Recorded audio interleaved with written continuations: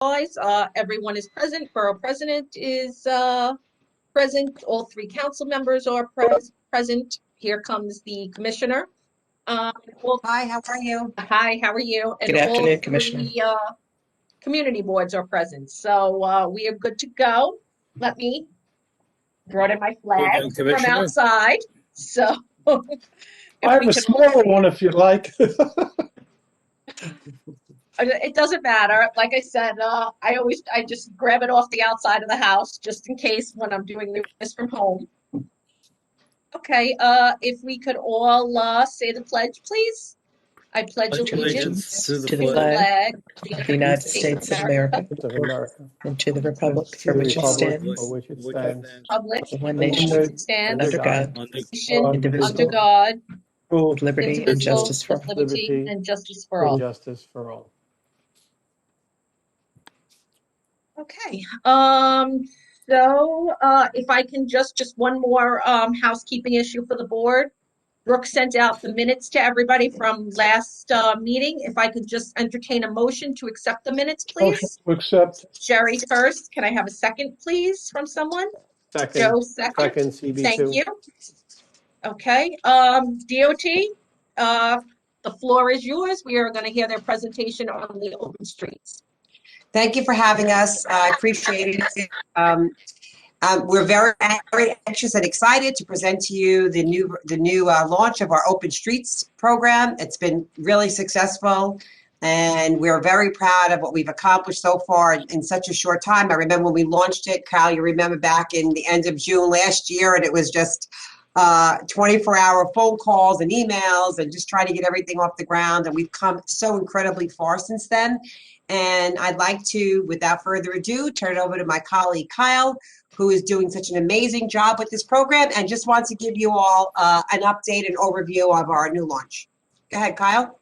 Thank you so much, Roseanne, and thanks everyone for having me today. Yeah, just want to echo what Roseanne had said. We've come a really long way over the last year, and I think that we're definitely heading towards something great to really, help the city recover, support businesses, build community, and things like that. So I'm going to just quickly share my screen and go through a deck, and then I'd be happy to answer any other questions that you have. So everyone should be able to see my screen right now, correct? Yes. Perfect. Great.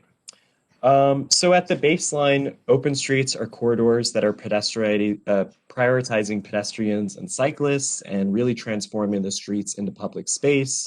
So it really can allow for a whole slew of different types of activities, expanded outdoor dining, programming, and really just opportunities for New Yorkers to gather in a safer way. DOT has a long history of doing various types of temporary street closure programs before the pandemic. Many on the call today might know our weekend walks initiative that we've done on Forest Avenue, New Dorp, and also in downtown Staten Island on, I believe, Bay Street 2 years ago. So just so everyone knows that weekend walks now is being replaced by open streets. So we're taking all the great things that we worked on as a part of weekend walks and everything that we've learned and all the opportunities that have come over the last year to sort of work towards this open streets program. So there are two types of open streets. It's basically the same that's been going on, but this is just a little bit more organized and sort of just better communicated to the public exactly the difference between these two types. So the first thing I want to talk about is our temporary limited local access open street. So this is a street that is basically local traffic only, and it still allows for parking, local vehicle trips, picking up, dropping off, deliveries, emergency access, accessoride, things like that. So it's basically just a corridor that still allows for, residential and business access, but at its core is really prioritizing pedestrians and cyclists. This was the first version of the Open Streets program that launched last spring, and then we added on other layers that I'll talk about in a second. So that's the first type. And in order to apply to have the temporary limited local access, it does need to be multi-block and some sort of recurring regular schedule, at least 2 days per week. between 8 a.m. and 9 p.m. Those are the max hours. It does not need to be 8 a.m. to 9 p.m., but we do ask for at least a 2-day-a-week commitment. For this type of open street, bus and truck routes cannot be rerouted as a part of this type of open street. If any of you have made it up to Jackson Heights, Queens, this is a picture of the 34th Avenue open streets, which is definitely one of our most successful and flagship sites. As you can see, it's mainly being used by pedestrians and cyclists, but we still have local vehicle access, parking, deliveries, things like that. So moving on to the temporary full closure type. This is the complete full closure of the street. So that means that there's no vehicle access and no parking. And when the street is fully closed to vehicles, it can allow for expanded outdoor dining. It can allow for retail and service businesses to also participate in the full closure. Community programming like performances, arts and crafts tables, kids activities, activities for families, and really just giving people organic ways to gather in a safe way, since being outside is one of the safest places to be currently. So this really is a great opportunity for people to sort of just come together, gather, and maybe reunite after being apart for so long. The biggest thing to keep in mind and a paramount concern of ours is definitely maintaining emergency access. Keeping the 15-foot emergency lane is required as a part of the street closure. So you can have all these fun elements with dining, programming, things like that, but we still want to make sure that emergency responders can do the job that they need to do in the event of an emergency. This is also changing the name nomenclature, the naming conventions of what Open Streets Restaurants was. So Minthorn Street was an Open Streets Restaurants corridor, as was another corridor in the New Door bid. So we're not saying Open Streets Restaurants anymore is basically what I'm trying to say. I know that there's a lot of terms flying around, but we're really trying to consolidate and make this sort of just clear and coherent as possible moving forward. So you can actually do a single block temporary full closure open street. Minthorn, I think, is a great example of it. Could be it has to be on a recurring regular schedule, at least 1 day a week, but it could be up to 7. And the max hours of operation are 10 a.m. to midnight. So that still allows for trash services, deliveries, morning access during the commutes, things like that. If you are on a bus or truck route, you can apply to do the temporary full closure of the street, but that can only occur on Fridays, Saturdays, and Sundays. So like, for example, on Forest Ave or New Dorp, which I think definitely in a lot of ways are good candidates for these types of open streets, you can only do it on the weekends because of the bus. Here's a photo example of an open street. This is actually, I'm sorry, an example of a weekend walk event, but still I think really visually communicates what DOT is really trying to orient toward this program towards. Not only do we want to support restaurants and businesses that have hurt, especially over the last year, we also want to add public amenities, continue to use the street as programmable public space. As you see here, they put out some turf, just give people a little chill spot, to really gather in a safe way, like I keep saying. So now just getting into the paperwork items and applying for open streets. There's a few different types of eligible partners. Business improvement districts, of course, can apply. Mission-driven community-based organizations also can apply. And we're also willing to work with sort of informal groups of businesses or informal groups of neighbors that are not necessarily connected to a bid or an existing community-based organization.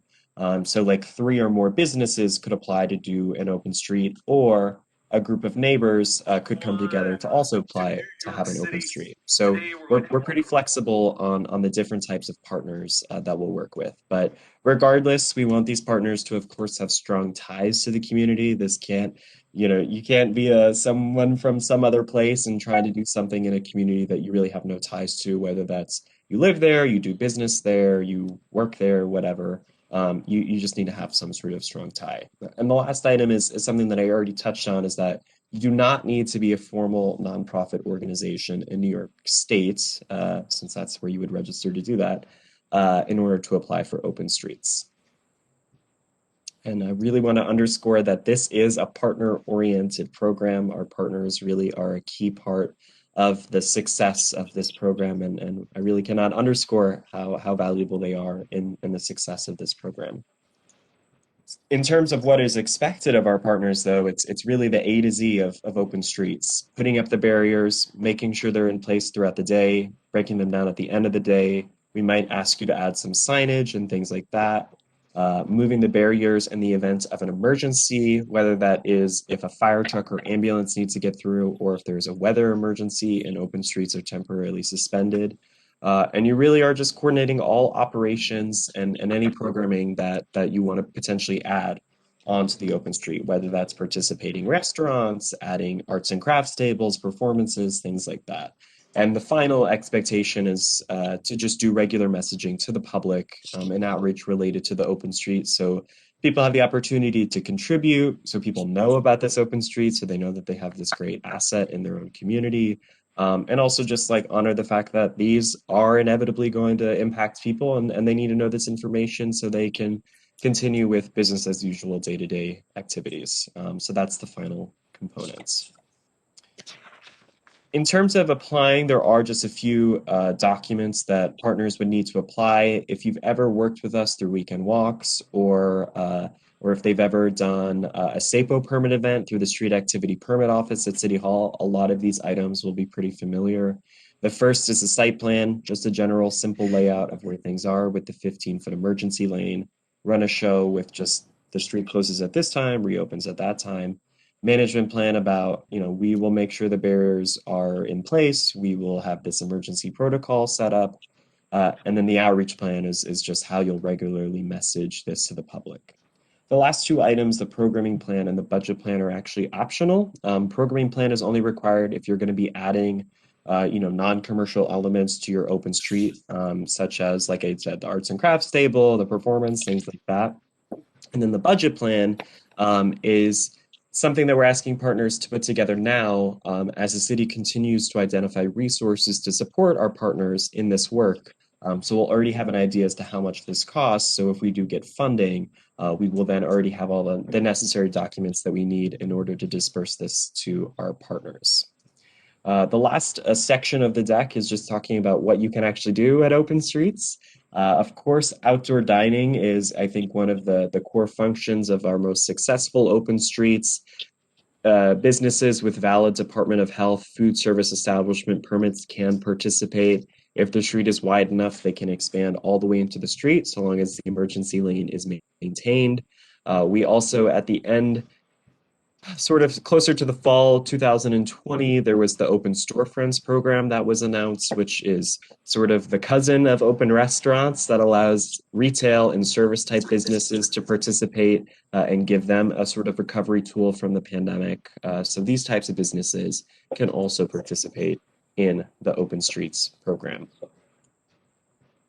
And like I keep mentioning, as you know, I've said it now a couple times, we really want to encourage regular, positive public amenities and programming as a part of these open streets. I think it's great that we can have expanded outdoor dining, supporting retail businesses and things like that. But, our streets are our most valuable and ubiquitous public asset. And we really do want to make sure that there are opportunities for people that, are not interested in going to a dining establishment or maybe don't have the resources to outdoor dine, do have some sort of that can also serve them. And that can be things as simple as movable tables and chairs. We could even potentially talk about doing free COVID testing.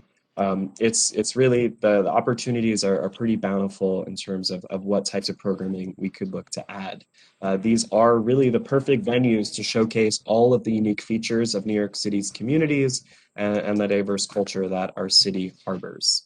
The last sort of confusing item that I want to just say is that in most cases, open culture activations are not permitted on open streets.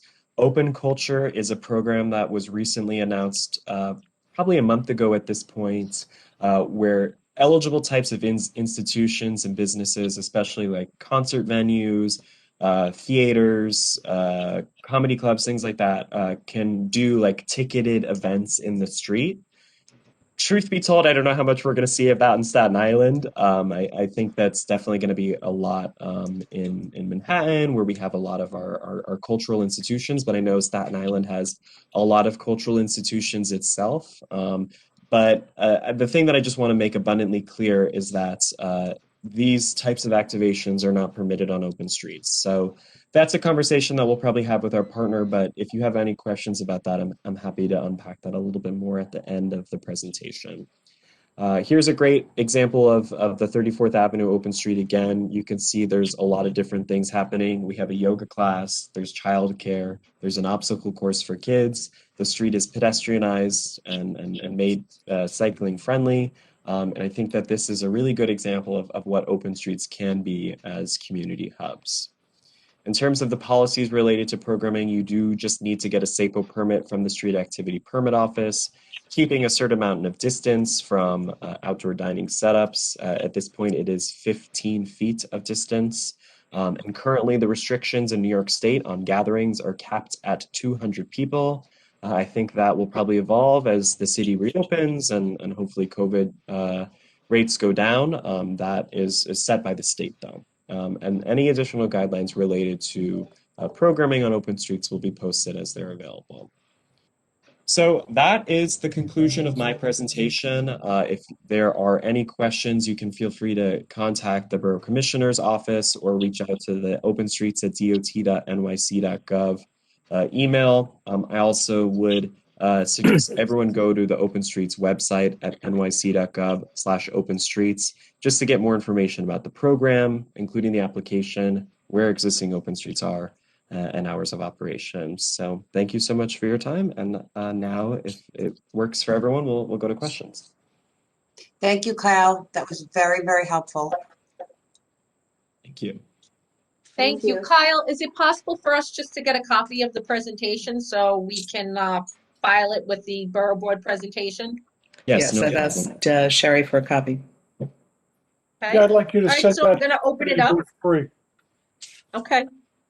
We will get it to you, Jerry. I'm going to open it up to questions. Christine, you have something? From mute. Chris, you'll need to unmute yourself. No one's ever said that to me before. I'm presuming that we're going to send the presentation around to everybody on Borough Board, right? Correct. Yeah. Thank you. Thank you. Kyle, I have a question. I saw in the presentation that you could permit for Friday, Saturday, and Sunday.